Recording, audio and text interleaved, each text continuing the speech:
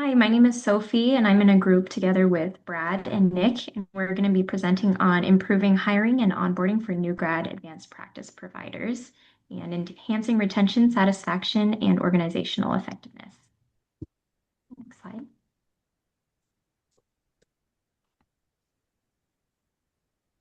The purpose of this presentation is to analyze the onboarding process of new graduate advanced practice providers, or APPs as we might refer to them, and discuss how improvements to this process might influence retention rates and overall effectiveness of healthcare organizations. Next slide.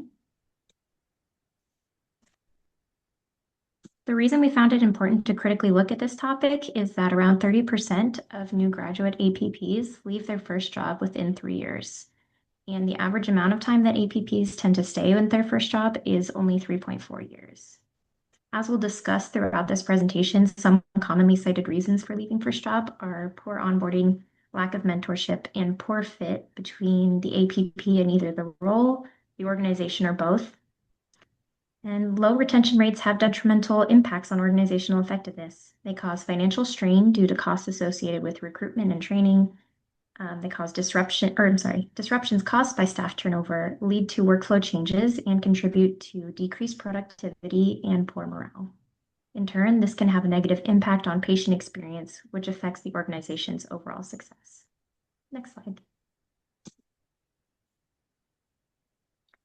For the purpose of this research, we targeted our data collection on new graduate physician assistants working in a variety of locations and specialties to analyze their experiences as a new graduate APP. Some members of this group, just as a disclaimer, do belong to the cohort of physician assistant graduates that we were studying. And so we had access to a group chat with the entire cohort, which we utilized to send a survey to them. Additionally, we chose to study this population as they are still new to practice and would be able to accurately reflect on the experiences of their first job. Next slide. So I want to talk a little bit about our research model. The information that we collected from the aforementioned group was focused on 3 key business constructs related to their first job as a PA. We assessed the respondents' onboarding process, asked about person-job fit, or how well their personal goals and values align with the role, and person-organization fit, or the alignment between the organization's goals and values and personal feelings. The key outcomes we were seeking to analyze were job satisfaction and the effect on organizational effectiveness. Next slide. To collect our data, we created a survey questionnaire using Google Forms. This questionnaire was sent to a group of 57 early career PAs, approximately 1 year or less into clinical practice, who graduated from Wingate University's Physician Assistant Program in December 2024. Instructions stated that the respondents were to answer the questions with their first position as a PA in mind, and responses were anonymous. Of the 57 PAs this survey was sent to, we received 7 responses, or a 12.2% response rate. Possible explanations for this include lack of updated contact information, members of the group may no longer check the app that the survey was sent through, and there may have been unclear instructions or lack of time to complete the survey. Next slide. Now we're going to talk a little bit about the problems we identified from the survey that we sent out and analyze some of the data we got. Next slide. The first notable finding from our data collection was the relationship between mentorship and both job satisfaction and intent to stay in the current role. You can see from this chart the breakdown of responses to a statement regarding provision of mentorship. 2 respondents strongly agreed, 4 agreed, and 1 disagreed that they were provided with a mentor who was available to assist them when needed. Next slide.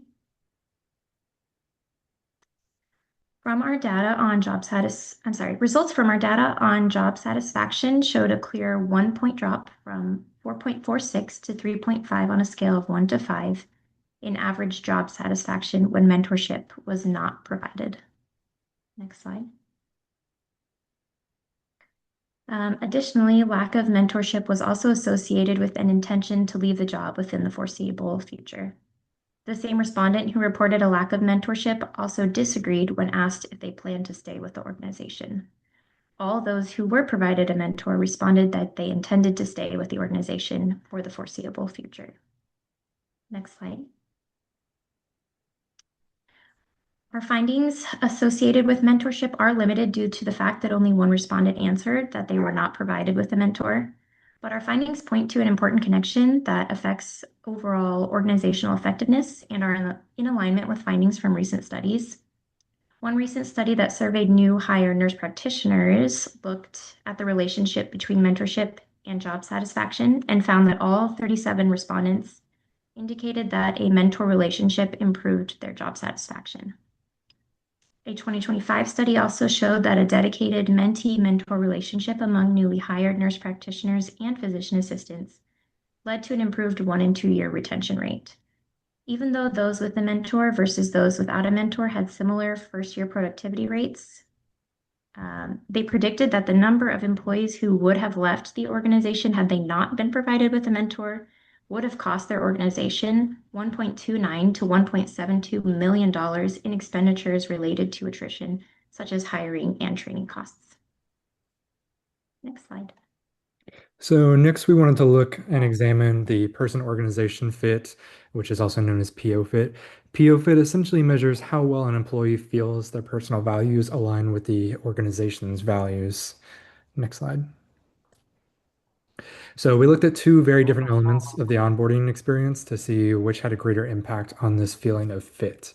On one hand, we had the cultural immersion measured by the statement, within the first month, I had a clear understanding of the organization's missions, vision, and values. On the other hand, we had logistical readiness measured by the statement, I felt I had the tools I needed to begin my job within the first week, such as computer badge, online access, etc. Next slide. The results were incredibly revealing. Logistical readiness actually had a stronger correlation with person organization fit, with that R value being 0.392, than explicitly understanding the company's mission statement, which was 0.306. What this tells us in the real world is that actions speak a lot louder than words. You can have a new provider with a beautifully printed mission statement about how excellence in patient care is a top priority, but if they show up on day one and don't have an ID badge, can't log into the electronic medical records, aka EMR, and don't know where to park, that mission statement is kind of null and void. Seamless logistics communicate competence, respect for the provider's time, and organizational support. So getting the basic tools right makes an employee feel intrinsically aligned with the organization far more effectively than corporate messaging. Next slide. So finally, we wanted to look at the bottom line for any healthcare employer, which is employee retention. As Sophie kind of mentioned, that's very expensive if there's a high turnover. So both financially and to continue the patient's care, this is a very important aspect in healthcare jobs. Next slide. First, we found a strong predictable correlation of 0.73 between job satisfactions and an employee's intention to stay at the job for the foreseeable future. Next slide. However, the most significant finding of our entire analysis was the relationship between the onboarding process and retention.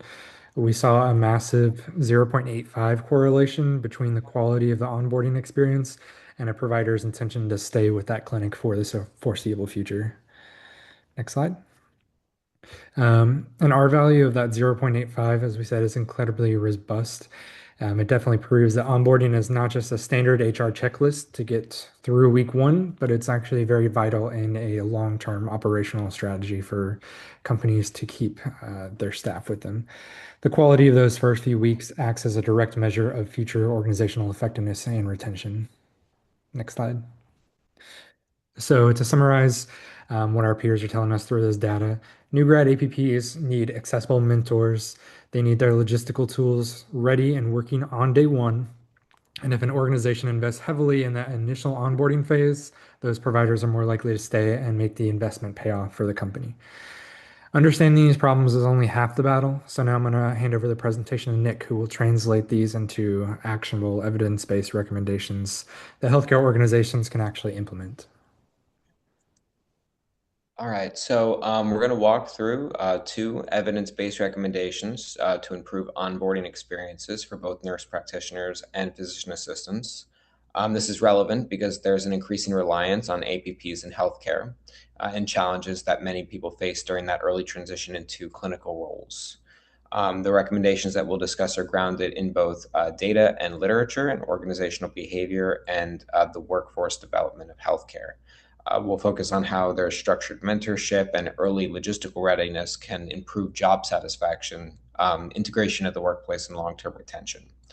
Ultimately, the goal is to shift onboarding from a passive process to a more active one. So this presentation focuses on two main recommendations. The first is implementing structured mentorship programs. While mentorship is often discussed, the key here is making it formalized and consistent rather than informal or optional. The second recommendation I'm going to talk about is prioritizing logistical readiness during the first week of employment instead of focusing on mission statements or organizational values. While those are important, the data suggests they may be less impactful early on. And together, these recommendations emphasize a practical support and relationship building in the early phase of employment. This approach helps new providers feel more confident, better integrated into the systems, and more aligned with their roles in the organization. So the first recommendation is to implement a structured mentorship program. The study demonstrates that individuals who have mentorship report significantly higher levels of job satisfaction compared to those who do not. This suggests that mentorship is not just a nice thing to have, but an actual critical part of onboarding. Mentorship helps bridge that gap between academic training and that real-world clinical practice. It allows new providers to ask questions in a low-pressure environment, receive feedback, and build confidence in their decision skills. Additionally, it also supports early professional development and helps new hires navigate both clinical and organizational expectations. Overall, structured mentorship creates a more supportive environment. So the first recommendation is to implement structured mentorship programs. The study data demonstrated that individuals who received mentorship reported higher levels of job satisfaction compared to those who did not. This suggests that mentorship, I'm just repeating myself here, sorry. So looking beyond the study itself, broader organizational behavior literature strongly supports the value of mentorship. Mentorship provides both professional guidance and psychosocial support. This is especially important in healthcare where new providers may feel overwhelmed by clinical responsibilities and decision-making pressure. It also improves organizational socialization, meaning it helps individuals understand workplace culture, communication styles, and expectations quicker. Another key benefit is reducing turnover retention. When employees feel supported and connected, they're less likely to leave their positions. So overall, mentorship doesn't just help the individual, it does help the overall workforce and flow of the healthcare field. So a key study supporting the recommendation is by Ortiz and his colleagues in 2023, which looked at onboarding experiences for new graduate PAs and NPs in primary care. Through qualitative interviews, mentorship was seen to be one of the most important structural components of effective onboarding based on the study. One finding that was very interesting was the importance of profession-specific mentorship. For example, PAs having another PA as a mentor was especially helpful because they had the same understanding of licensing requirements, the expectations of workflow, and the specific challenges of the role. This highlights that mentorship it's not just good enough to have mentorship for one person, but it should be intentionally designed to match the needs and experiences of the person who is getting trained. So in terms of how do we implement this, the program should include protected structured time. There is a report by Cheney in 2022, which recommended scheduling dedicated non-clinical time for mentorship, suggesting 30 minutes in the morning and 30 minutes in the evening for the very first month of work. After that first month, you reduce it down to 30 minutes a day. And then they found that 100% of participants felt this was a sufficient amount of time for mentorship. So even small little daily mentorship breaks during the day can lead to consistent time investments and meaningful impacts. And then the second recommendation is to prioritize logistical readiness during the first week of onboarding. The study found that having access to tools, resources, and clear expectations had a stronger correlation with a person organization fit than exposure to mission statements or the values alone. This suggests that new employees benefit more from being able to function effectively in their role right away rather than spending significant time on abstract organizational messaging. When providers feel prepared, it builds confidence. So that's one of the most impactful things that providers can do to feel grounded in their day-to-day responsibilities. So let's see, importance of early resources. So early logistical support is critical because it directly affects how quickly a new provider can become functional in their role. This includes things like access to the EMR, understanding clinic workflows, knowing where to find resources, and having clear expectations. Without these elements, new providers can feel lost or frustrated. On the other hand, when these systems are put in place on day one, it allows people to feel like they could focus on their learning and their patient care. This early confidence can play a major role in shaping the overall perception of the organization and a person's role in it. So, some supporting evidence for logistics. Um, the Cheney and colleagues article emphasized that onboarding should define operational components such as scheduling, workflows, and access to clinical systems. The Morgan report also outlined some key elements of effective onboarding, including weekly goals and check-ins. And both findings suggest that together onboarding should be intentional and should be focused on the individual and should not be an informal or inconsistent process. And just some key takeaways. First, structured mentorship does a lot to improve job satisfaction. Logistical readiness is critical to helping people feel confident in their new role. Onboarding should be structured and it should make sure that it's covering very important points of the job. And if you can invest in all of these different strategies early on, you can get better retention, performance, and stability out of your workforce. All right, and then I'm just going to go over to Sophie. Yeah, thank you, Nick. As we synthesize some of these recommendations we've heard, we have to look at the ultimate metric for any healthcare organization, which we recognize is long-term retention. Our research identified a 0.86 correlation between the quality of the initial onboarding experience and a new grad APP's intention to stay with the organization. In statistical terms, a correlation that robust is rare, as we mentioned. It tells us unequivocally that the onboarding process functions as a direct measure of overall organizational effectiveness. If we apply a systems thinking framework to this data, it becomes clear that the onboarding phase is the ultimate leverage point within a healthcare organization's operational structure. Historically, administrators have treated orientation as a static bottleneck, a mandatory administrative hurdle before a provider can start working and generating money for the company. They must fundamentally shift this paradigm. When organizations fail to invest in a comprehensive integration phase, they trigger a destructive feedback loop where new graduates experience isolation, which drives clinical burnout, leading to early turnover and ultimately leaving the remaining staff under-resourced and perpetuating the cycle. Next slide. So this leverage point is particularly critical when considering the environmental transition that new APPs face. Many of our peers, including ourselves, are transitioning from an intimate, highly supportive academic cohort to highly structured, metric-driven corporate health environments. This transition can be a pretty big culture shock for most providers. A sophisticated onboarding process acts as the bridge between that divide. It actively protects the person, organization, or PO fit.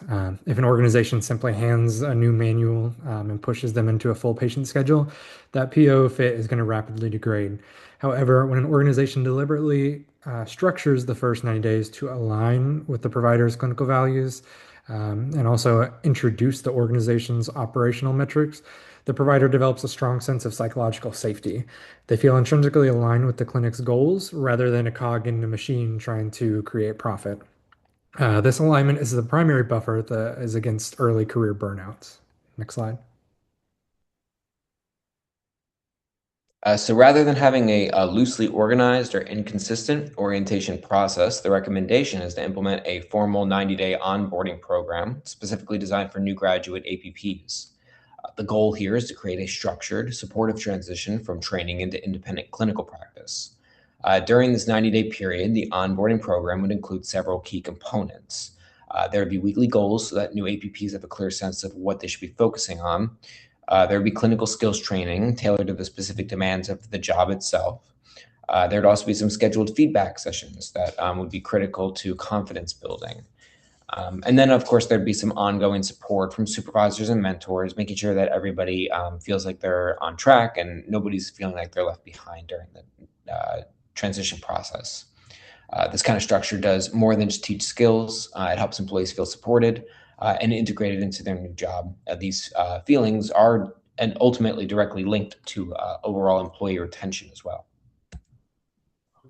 To conclude our analysis, the data from our peers in the class of 2024 tells an actionable story. If healthcare organizations want to solve their retention and satisfaction challenges, the solutions are pretty clear. First, new grad APPs require a formal, accessible mentor to navigate the clinical realities of the first year. Second, organizations must prioritize day one logistical readiness, having the working tools and the EMR access immediately establish trust and organizational competence. Finally, heavy sustained investment in the onboarding process is the single greatest predictor of whether that provider is going to stay. Understanding these challenges is step one.